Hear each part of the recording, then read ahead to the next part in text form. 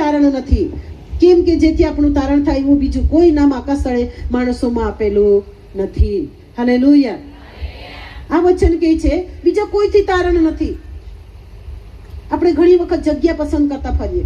આપણે અહીંયા જઈએ, ત્યાં જઈએ, આની પાસે જઈએ, તેની પાસે જઈએ, આપણને તારણ મળતું નથી, આપણને સુરક્ષા મળતી નથી, આપણને સાજાપણું મળતું નથી, આપણને શાંતિ મળતી નથી.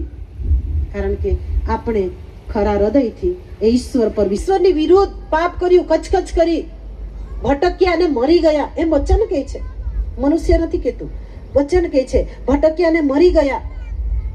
એટલે કોઈ કનાન દેશમાં જઈ શક્યા નહીં, કેવલ કાલે બને યોશુઆ સિવાય. 40 વર્ષથી નીચેના જેટલા હતી નીકળ્યા છતાં ઘણી વાર એમાં પાછા જઈએ છીએ. એ સંકટમાંથી નીકળ્યા છતાં પાછા આપણે જઈએ છીએ. આપણે ભટકીએ છીએ ઘણી વાર આપણો નાશ થાય છે. પ્રભુનું વચન કહે છે આપણો નાશ ન થાય પણ આપણે અનંત જીવન પામીએ માટે ઈસુ ખ્રિસ્ત આ જગતમાં આવ્યા છે. યોહાન 14:6 કહે છે, ઈસુ તેને કહે છે કે માર્ગ તથા સત્ય તથા જીવન હું છું, મારા આશ્રય વિના બાપની પાસે કોઈ પાસે આવી શકતું નથી.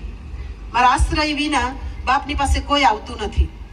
માર્ગ અને સત્ય એટલે કે એક જ માર્ગ ઈસુ છે, બીજો કોઈ માર્ગ નથી, કોઈ બીજો રસ્તો નથી, કેવળ ઈસુ ખ્રિસ્ત છે. બાપની પાસે જવાના, જે બાપે આપણને બનાવ્યા છે, જે બાપે આપણને સર્જ્યા છે, જેને તેની પ્રતિમામાં આપણે બનાવ્યા છે, એની પાસે એક હેતુ છે કે આપણે આ પૃથ્વી પર જ્યારે જીવીએ છીએ આપણે બળ અને બોભાથી આપણે ભરપૂર થઈએ, આપણે આશીર્વાદિત થઈએ, આપણે ફળીએ ફૂલીએ, આશીર્વાદ થઈએ અને આપણે અમલ કરનારા બનીએ. પરંતુ આપણા જીવનમાં ઘણીવાર એવું થતું નથી.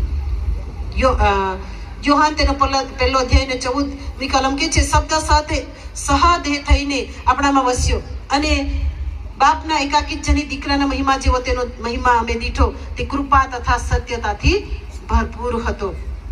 એટલે કે ઈસુ ખ્રિસ્તે ના કેવળ પોતાનું જીવન આપ્યું, એણે એ સ્વર્ગનું દેવત્વ એણે ત્યાગ્યું. ફિલિપી 2 અધ્યાયમાં કહે છે આપણે શુદ્ધ કરીએ અને આપણા માટે જે તારણનો સંદેશો ઈશ્વરે આપ્યો છે એને પ્રાપ્ત કરીને આપણે એક દિવસ ઇનામને આપણે પ્રાપ્ત કરી શકીએ.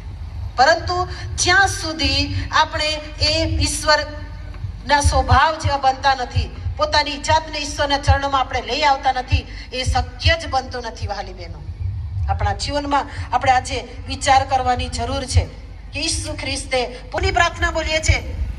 શું બોલીએ છે?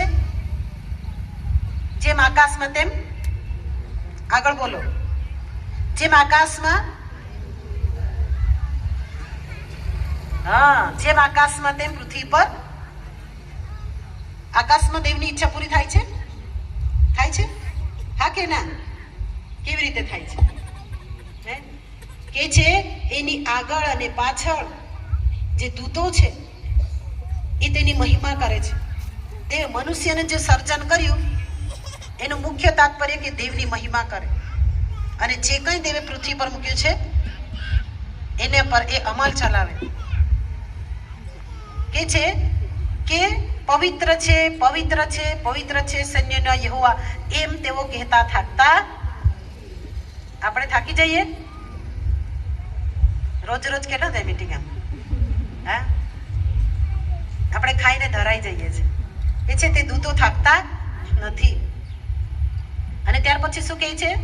ત્યાં વચન લખેલું છે, યશાયા 6 અધ્યાયની વાત કરું છું, ઉડે છે, બરાબર કે નહીં? જે પાંખો છે તે 2 થી પગ ઢાકે. એટલે કે ઈશ્વર એટલો પવિત્ર છે કે તેની સામે તેઓ પોતાના પગ ઉગાડી શકે નહીં.